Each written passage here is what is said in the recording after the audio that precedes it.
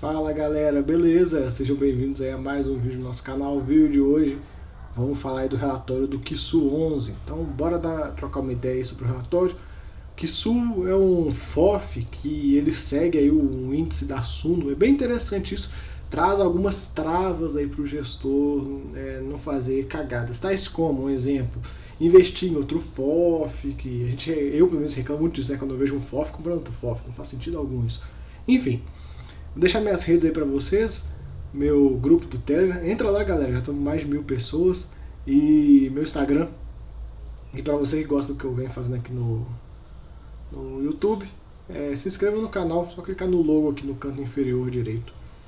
Vamos lá, pagou 0,65 cents, né, por cota. Esse fundo é base 10, dá um yield de 0,65 aí, anualizado de 10,22 em relação ao preço de fechamento. Por que eu falei que dá um yield de 0,65? Porque o IPO dele foi a 100, no caso R$10 antes do desdobramento.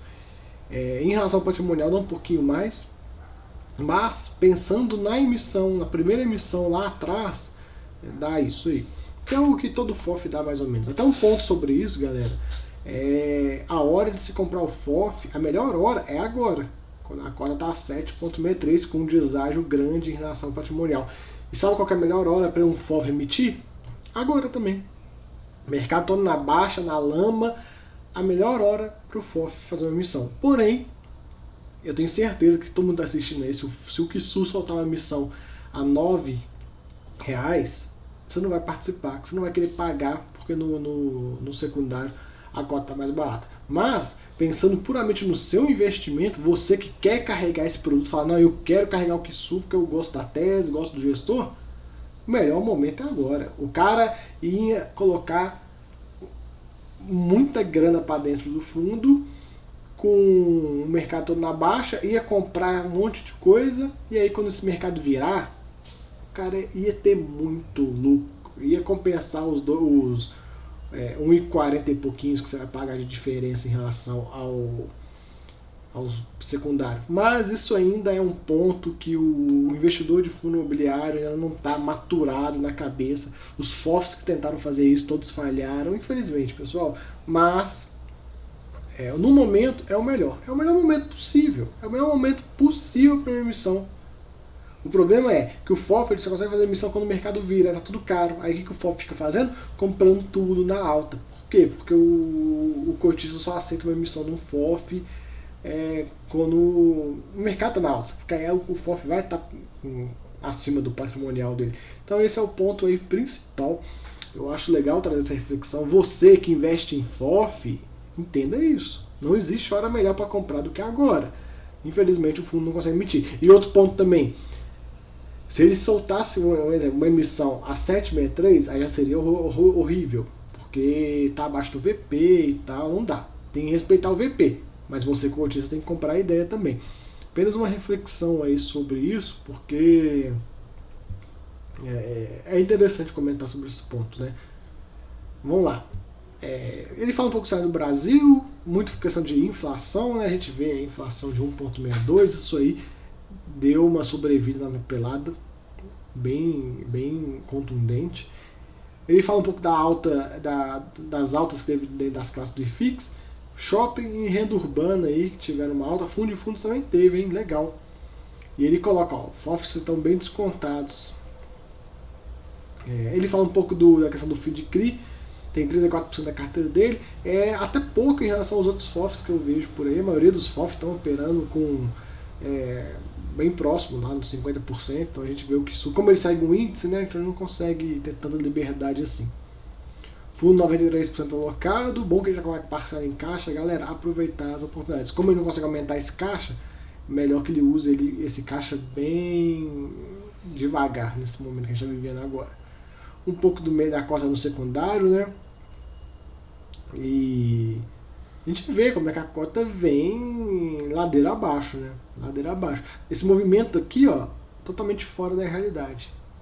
Esse valor que o fundo bateu próximo dos seus 15 reais mais ou menos, que daria um valor de hoje. Antes do desdobramento era tipo 140, 150. Mas fica aí, R$14 esse fundo bateu. Imagina você pagar 40% de ágio num FOF.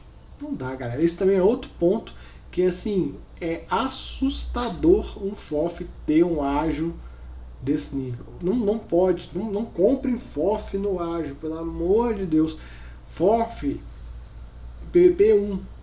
Se o cara já fazendo um trabalho muito foda, aí você vai pagar um pouquinho, tipo 1,02, 0,3, assim, já acorda no pescoço. E, como eu falei, tem que ser um trabalho muito foda, tem que ser tipo o melhor FOF do mercado. Você pegar todos os FOFs que você tem e falar qual é o melhor FOF que tem hoje para investir. Ah, não, esse aqui, esse cara aqui tá sinistro. Aí vale a pena pagar um pouquinho de ágio. Mas fora isso, se tiver um resultado normal, não pague mais que não vale a pena.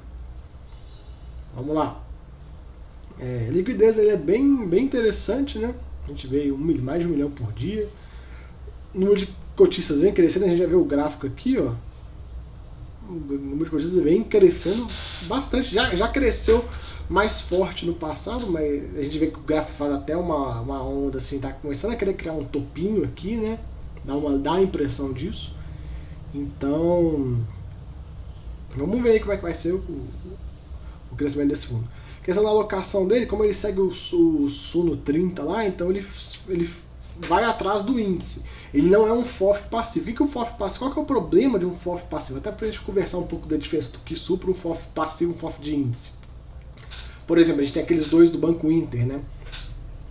Quando um FOF passivo ele tem a revisão da carteira e ele não tem nenhum tipo de... No caso, a gestão passiva, né? Não tem nenhum tipo de porém, o que ele faz? Ele tem a carteira aqui, com esses fundos. Aí um exemplo, o MXRF saiu da carteira, só que ele está com prejuízo de R$1 por cota do MXRF. Ele comprou lá 10 e pouco e deu esse problema lá, caiu para 9.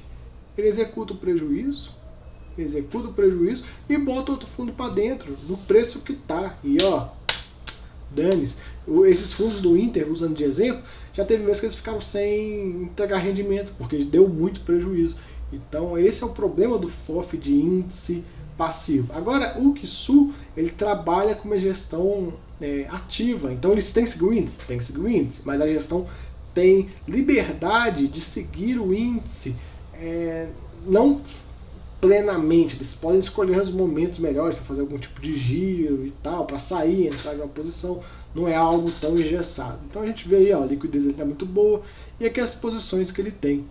Tudo bem distribuído, né? Bem distribuído. A gente vê alguns fundos aí polêmicos, alguns fundos interessantes. VMXRF. Vamos lá, vamos falar outro que está na página das polêmicas, né? RBVA,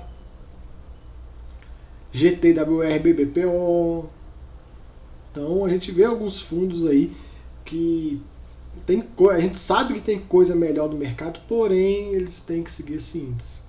Então a gente vê como é que fica distribuído aí por setores. Legal, galera, de quem é iniciante, vai vendo os FOFs e vendo como é que os caras fazem a carteira. Você consegue ver aqui a carteira do FOF, do gestor do FOF, como é que ele faz. Claro, ele segue o índice, mas como é que está distribuído. Então quando você for montar sua carteira, você já começa a olhar as carteiras dos FOFs. Porque o que eu falo para todo investidor que começa e fala, não, vou investir em FOF para aprender. Cara, liberte-se de casa de análise e liberte-se de FOF. Seja você o seu FOF, seja você a sua casa de análise. Claro, você pode manter a assinatura para ter uma segunda opinião e tal, do mesmo jeito que você vem aqui assistir meu vídeo, mas não siga friamente o que qualquer casa de análise te fala. Eu gosto de falar isso, provocar o cara a ele ter a liberdade de escolha, a liberdade de montar a carteira e a liberdade de entender que um movimento ou outro que está sendo feito pela casa de análise ou o research que ele contratar, ele pode ter uma análise crítica em cima e decidir seguir ou não. Eu acho isso bem interessante. Ele fala um pouco, né, da questão do Suno 30, como é que ele foi planejado e tal. A gente vê o gráfico em azul, que é aí a cota patrimonial ajustada desse fundo, e o IFIX e o Suno 30. Então a gente vê o que acontece. O Suno 30 ele vai caminhar muito perto do IFIX. Ele vai copiando quase que o índice. Já o Kisu, como ele pode fazer alguns movimentos de arbitragem, etc, etc, etc, ele consegue tirar um pouco mais de resultado. Ele trabalha dentro do índice, mas ele tira maiores resultados. Isso é interessante. As distribuições dele, ó, fica tudo na casa, vem pagando na casa de 6 centavinhos, agora aumentou um pouquinho, mas basicamente isso. Ponto legal também que eu gosto de falar bastante sobre FOF. Olha a linha ganho de capital aqui. Essa linha que você descobre se o FOF está te pagando recorrência ou se ele está te pagando lucro de venda. E qual que é a importância de você analisar essa linha? Vamos colocar um exemplo teórico, que o Kisu num mês, em vez de pagar 0,065, pagasse 10 centavos. E aí você vai falar, caraca, pagou bem pra cacete e tal. Vamos ver o que está acontecendo. Se você abrir essa DRE e tiver aqui um valor gigante de venda, foi um ganho de capital. No próximo mês, não vai ter esse mesmo resultado. Então fiquem bem de olho nessa linha de ganho de capital. A mágica do FOF é essa, porque hoje a gente vive num momento que os FOFs não estão fazendo muito movimentos de giro. Não tem como, tá tudo muito barato. Eles estão no prejuízo. Porém, quando o mercado está em alta, essa parcela de ganho de capital, ela fica assim, bem próxima dessa parcela de dividendos. Então, fique de olho aí com isso, para você não cair numa pegadinha no futuro, ficar achando que, não, esse resultado aqui é perene. E não é. Não é. Tem esse problema, tem esse porém aí. Aqui ele traz um pouco sobre o índice, e a gente vê uma posição que eu comentei, né, que meio polêmica e tal, RBVA. Então vamos lá. Eles estão confortáveis com a distribuição de dividendos, e aí vai ser o patamar que eles vão manter, 0,65. Eles colocam, continuamos buscando oportunidades para aumentar a exposição em MCCI. Ao final de março, VCJR e VRTA passaram a compor a carteira do Suno 30, com a saída de RBVA e HSLG. Trabalho que estamos realizando com calma e aproveitando as boas janelas do mercado. Qual que é o ponto? HSLG, eu posso conversar com vocês que ele até fez uma venda e está com uma baita grana acumulada para distribuir. Se fosse um fundo passivo, ele ia sair e dane-se, não ia pegar o acumulado. Agora não, agora ele pode surfar nessa onda e quando vê que chega no final ou no momento que o gestor acha interessante, ele sai da posição e bota o outro fundo. Tanto que esses dois fundos que ele quer comprar também tem que ver como é que estão, questão de PVP, etc, etc, etc.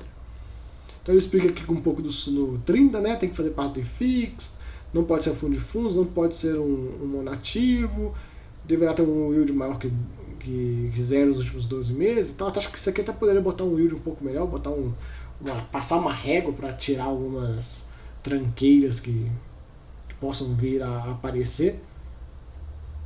Mas é isso, pessoal. Fica aí o vídeo sobre o Kisu. Sei que é um fundo que vocês gostam bastante, teve um hype gigantesco nesse fundo e tal, mas eu vejo até aproveitando uma pergunta que me mandaram lá numa caixinha de perguntas que abriu no Instagram. O cara perguntou se valia a pena manter, ou se vendia, o que ele fazia e tal. Galera, até então não tem nada, o fundo tá rodando certinho. O problema da desvalorização é todo o FOF. Hoje, se você olhar, me diga um FOF que não esteja abaixo do patrimonial hoje. Fechou? Então fica aí o vídeo, espero que vocês tenham gostado, até a próxima, fui!